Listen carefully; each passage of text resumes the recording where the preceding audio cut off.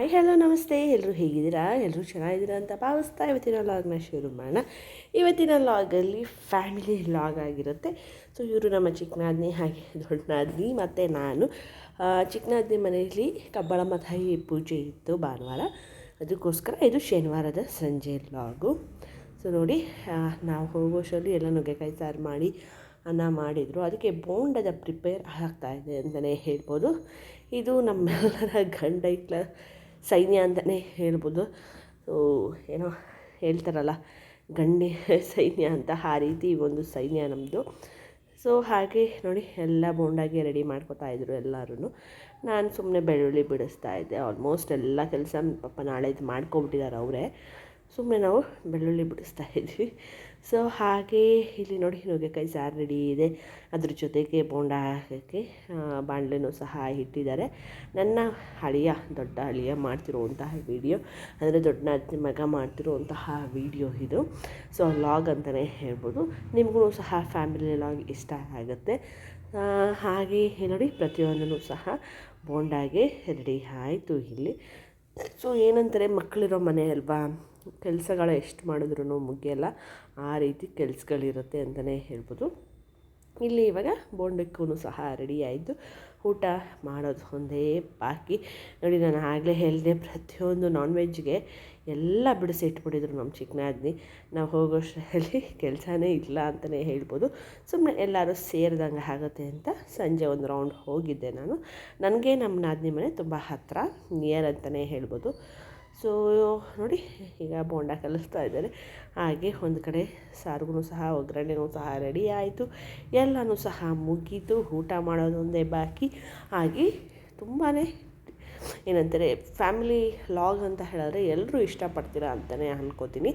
ಆ ರೀತಿ ಈ ಒಂದು ವ್ಲಾಗ್ನ ನಾನು ರೆಡಿ ಮಾಡಿದ್ದೆ.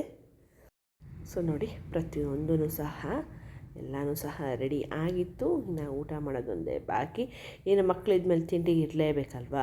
ಸೊ ನಮ್ಮ ಬಾವಾಜಿಯವರು ಮಕ್ಕಳಿಗೆ ಅಂತ ಎಲ್ಲರಿಗೂ ಸಹ ನೋಡಿ ಈ ರೀತಿ ತಿಂಡಿನ ತಂದಿಟ್ಟಿದ್ದಾರೆ. ಇನ್ನೇನಿದ್ರೂ ಮಕ್ಕಳು ತಿನ್ನೋದೇನೆ.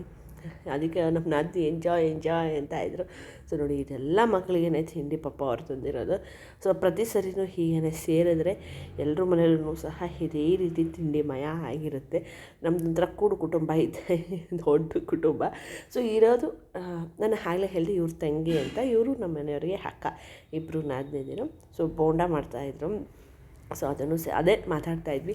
ಸೊ ರಜದಲ್ಲಿ ನೋಡಿ, ಯಾರೂ ಸಿಗೋಕ್ಕಾಗಿಲ್ಲ, ಹಾಗೆ ಹೀಗೆ ಅಂತ.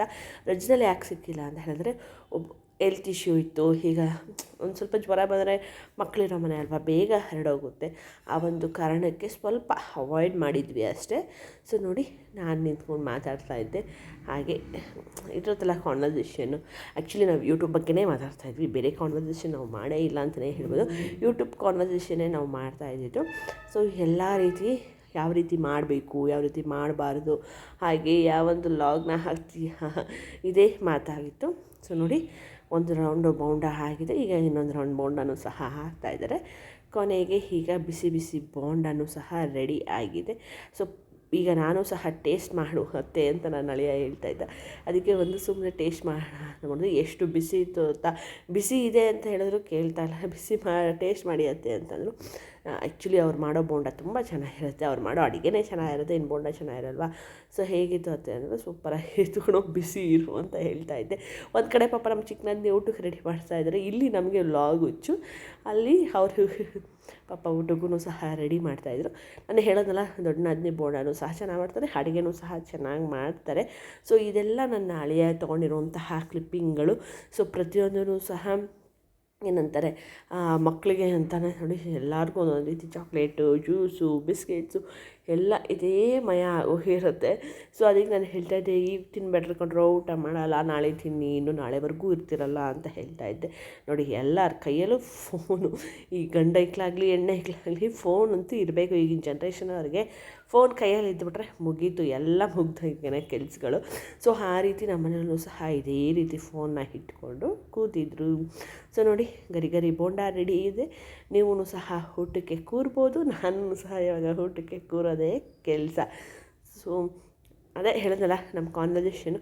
ನೆಕ್ಸ್ಟು ನಾನು ರಾ ಪಿಕ್ ಹಾಕೋಕ್ಕೆ ಟ್ರೈ ಮಾಡ್ತೀನಿ ನೆಕ್ಸ್ಟ್ ವ್ಲಾಗ್ಗಳಲ್ಲಿ, ನೋಡೋಣ. ರಾ ಪಿಕ್ ವಾಯ್ಸ್ ಓವರ್ಗಿಂತ ರಾ ಪಿಕ್ ಹಾಕಿದ್ರೆ ನಿಮಗೂ ಸಹ ಇಷ್ಟ ಆಗುತ್ತಲ್ವ ನಮ್ಮ ಕಾನ್ವರ್ಸೇಷನ್ ಏನಾಗಿರುತ್ತೆ ಅಂತ ಅದನ್ನು ಪ್ರಯತ್ನ ಪಡ್ತೀನಿ. ಓಕೆನಾ? ಹಾಗೆ ನಾನು ಆಗಲೇ ಹೇಳ್ದಂಗೆ ಪ್ರತಿಯೊಬ್ಬರೂ ಸಹ ನನ್ನ ಚಾನಲ್ನ ಸಬ್ಸ್ಕ್ರೈಬ್ ಮಾಡಿಕೊಂಡು ಲೈಕ್ ಕೊಟ್ಟು ನೋಡಿ. ಹಾಗೆ ಯಾರೆಲ್ಲ ಹೊಸಬ್ರು ಇದ್ದೀರಾ ಅಥವಾ ಹೊಸದಾಗಿ ವೀಡಿಯೋ ನೋಡ್ತಾ ಇದ್ದೀರಾ, ಸುಮ್ಮನೆ ವೀಡಿಯೋ ನೋಡೋಕೆ ಹೋಗ್ಬಿಡಿ, ಪಕ್ಕದಲ್ಲಿರುವಂತಹ ಬೆಲ್ ಐಕನ್ ಬಟನ್ನ ಪ್ರೆಸ್ ಮಾಡಿ ಸಬ್ಸ್ಕ್ರೈಬ್ ಮಾಡ್ಕೊಳ್ಳಿ ಅಂತ ಹೇಳ್ತೀನಿ. ಈ ಒಂದು ಹಪ್ಪಳ ನಂಗೆ ತುಂಬ ಇಷ್ಟ ಆಯಿತು, ಸಬ್ಬಕ್ಕಿ ಹಪ್ಪಳ ಅಂತೆ ನೋಡಿ. ಹಾಕಿದ ತಕ್ಷಣ ಈ ಥರ ಉಬ್ಬೋಗ್ತಿತ್ತು. ಸೊ ತುಂಬ ಟೇಸ್ಟಿಯಾಗಿತ್ತು. ನಾನು ಆ್ಯಕ್ಚುಲಿ ಹಪ್ಪಳ ತಿನ್ನಲ್ಲ, ಸಣ್ಣಗೆ ಅಥವಾ ಈ ಥರ ಹಪ್ಪಳಗಳ ತಿಂತೀನಿ. ಅದಕ್ಕೋಸ್ಕರ ಸಬ್ಬಕ್ಕಿ ಹಪ್ಪಳನೂ ಸಹ ಅಲ್ಲಿ ರೆಡಿ ಆಗ್ತಾಯಿದೆ. ಟೇಸ್ಟ್ ಚೆನ್ನಾಗಿತ್ತು ಅಂತಲೇ ಹೇಳ್ಬೋದು. ಹೆಲ್ತಿನೂ ಸಹ ಅದು ಸಬ್ಬಕ್ಕಿ ಅಲ್ವಾ, ಬೇರೆ ಏನು ಮಿಕ್ಸ್ ಮಾಡಿಲ್ಲ ಅಲ್ಲಿ, ಅದು ಬರೀ ಸಬ್ಬಕ್ಕಿ ಹಪ್ಪಳ. ಅಷ್ಟೇ ಕ್ರಿಸ್ಪಿಯಾಗಿ ಬಂದಿತ್ತು, ತುಂಬಾ ಟೇಸ್ಟಿಯಾಗಿತ್ತು ಈ ಒಂದು ಸಬ್ಬಕ್ಕಿ ಹಪ್ಪಳ. ಪ್ರತಿಯೊಬ್ಬರೂ ಸಹ ಒಂದೊಂದು ಕೆಲಸದಲ್ಲಿ ಬ್ಯುಸಿಯಾಗಿದ್ದರು ನೋಡಿ. ಇದೇ ಅದು ಸಬ್ಬಕ್ಕಿ ಹಪ್ಪಳ ಪ್ಯಾಕೆಟ್ಗಳಿದೆ ನೋಡಿ. ಸೊ ಎಲ್ಲ ರೀತಿಯಾದಂತಹ ಬೋಟಿ ಆಗಿರ್ಬೋದು, ಚಕ್ರ, ವೀಲು ಪ್ರತಿಯೊಂದೂ ಸಹ ಇತ್ತು. ಮಕ್ಕಳಿರೋ ಮನೆ ಅಲ್ವಾ, ಇರಲೇಬೇಕು ಎಲ್ಲ ರೀತಿ. ಸೊ ಅದಕ್ಕೀಗ ಹಾಕ್ತಾಯಿದ್ದೀವಿ.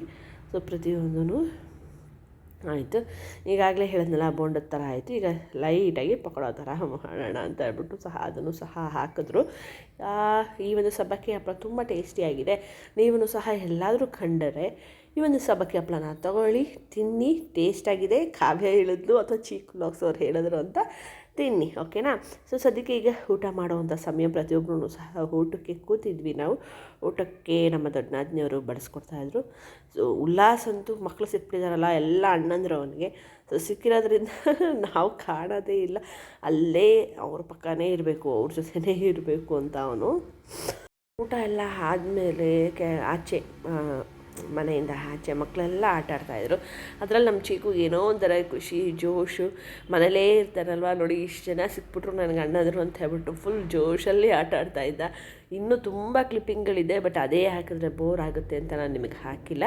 ಸೊ ಒಂದು 2-3 ಕ್ಲಿಪ್ಪಿಂಗ್ನ ಆ್ಯಡ್ ಮಾಡಿದ್ದೀನಿ ಅಷ್ಟೇ. ಸೊ ನೋಡಿ, ಮಕ್ಕಳು ಸಹ ಊಟ ಎಲ್ಲ ಆದಮೇಲೆ ಆಟನ ಆಡ್ತಾ ಇದ್ದಾರೆ. ಸೊ ಏನೋ ಒಂದು ಖುಷಿ ಮಕ್ಕಳಿಗೆ, ಎಲ್ಲರೂ ಸೇರಿದ್ರಲ್ವ, ಆಟ ಆಡಬೇಕು ಅನ್ನೋ ಖುಷಿ, ಹಾಗೆ ಸಂತೋಷ ಅಂತಲೇ ಹೇಳ್ಬೋದು. ಉಲ್ಲಾಸ್ಗಂತೂ ಸಿಕ್ಕಾಪಟ್ಟೆ ಖುಷಿ ಅಂತಲೇ ಹೇಳ್ಬೋದು. ಮನೇಲಿದ್ದು ಹೋಮ್ವರ್ಕ್ ಮಾಡಿ ಟಿ ವಿ ನೋಡಿ ಅವನ ತಮ್ಮನ ನೋಡಿಕೊಂಡೇ ಸಾಕಾಗ್ಬಿಟ್ಟಿರ್ತಾನೆ. ಆಚೆ ಯಾವಾಗಪ್ಪ ಹೋಯ್ತೀನಿ ಅತ್ತೆ ಮನೆಗೆ ಅಂತ ಕಾಯ್ತಾ ಇದ್ದ. ಈ ಒಂದು ಸ್ವೀಟ್ ಯಾಕಪ್ಪ ಅಂತ ಹೇಳಿದ್ರೆ, ನಮ್ಮ ದೊಡ್ಡ ನಾದಿನಿಯವರು ಕಾರ್ ತೊಗೊಂಡಿದ್ರು, ಆ ಒಂದು ಸಲುವಾಗಿ ಸ್ವೀಟ್ನ ಕೊಡ್ತಾಯಿದ್ದಾರೆ. ಇವರಿಬ್ಬರು ಅಕ್ಕ ತಂಗಿ ಆಗಲೇ ಹೇಳಿದ್ನಲ್ಲ, ಕೊಡ್ತಾಯಿದ್ದಾರೆ. ಈಗ ನಮಗೂ ಸಹ ಸ್ವೀಟ್ ಕೊಡುವಂಥ ಸಮಯ. ನಾನು ಸಹ ಈಗ ಸ್ವೀಟ್ನ ತಿಂತಾಯಿದ್ದೀನಿ. ಸೊ ಏನೋ ಒಂದು ಖುಷಿ, ನ್ಯೂ ಮೆಂಬರ್ ಮನೆಗೆ ಬಂದಿದ್ದಾರೆ ಅಂತ ಯಾರಿಗೆ ತಾನೇ ಖುಷಿ ಆಗೋಲ್ಲ ಅಲ್ವಾ. ಸೊ ಮಗನೂ ಸಹ ಈಗ ಬೆಳೆದಿದ್ದಾನೆ, ಅವನು ಓಡಿಸ್ತಾನೆ. ಹಾಗೆ ಪ್ರತಿಯೊಬ್ಬರೂ ಸಹ ಖುಷಿ ಆಗುತ್ತೆ ಅಲ್ವಾ. ಸೊ ನೋಡಿ, ಈ ಒಂದು ವ್ಲಾಗ್ ನಿಮ್ಮೆಲ್ರಿಗೂ ಇಷ್ಟ ಆಗಿರುತ್ತೆ ಅಂತ ಭಾವಿಸ್ತೀನಿ.